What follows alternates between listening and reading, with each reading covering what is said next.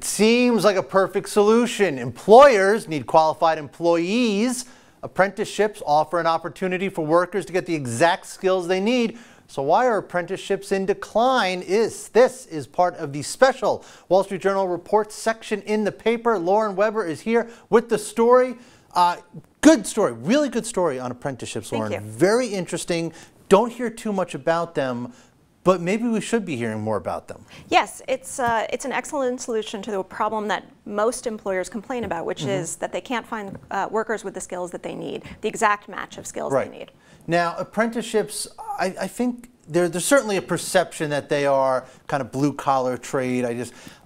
Is it moving out of that? Is it not moving out of that? And why isn't it? Well, it's slowly moving out of that, mainly because of innovative thinkers in certain states that are trying to be very proactive about developing internships. Interestingly, South Carolina is doing some of the most new and interesting things with their apprenticeships. They're bringing this model to fields like healthcare with certified nursing assistants, which is a low-wage hourly job. They're also bringing it to IT workers, computer systems administrators, which many employers complain that they can't find people with the right technology skills. This is a great way to do that. So there are people out there trying to think about new ways to use the apprenticeship model, which is basically earn and learn. So you're working, you're earning a living, you're also doing on-the-job training and classroom training at the same time.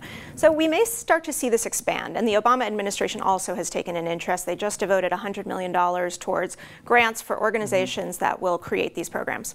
Now, it seems like what you want, the things you would need to match up, right? You need your employers, you need your employees, you need the apprenticeship program. If you're trying to get more sort of high-tech type people doing these apprenticeship programs, are these moving into the schools? Are they moving into the places where these students are?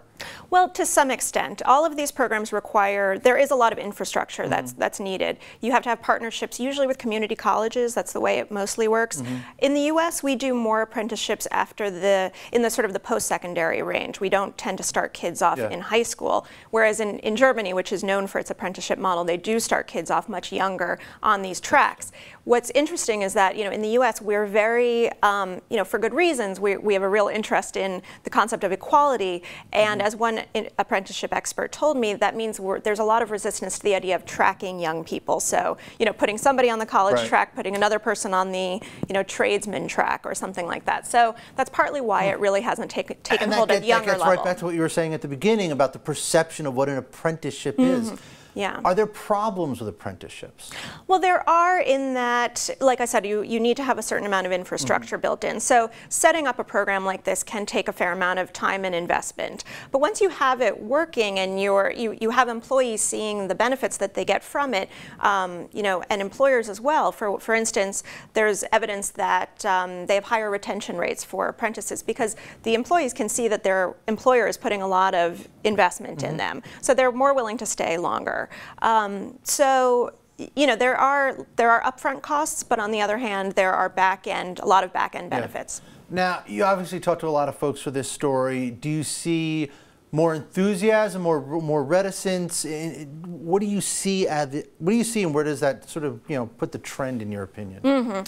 Well, the employers that I spoke to that are using this model are very happy with it because, like I said, they're getting a real match for what they need. And in many cases, like in South Carolina or Wisconsin, these are employers that are in areas where it's difficult to find the highly trained employees that they need. So being able to bring people in and then train them up exactly the way they need them is a great benefit to them.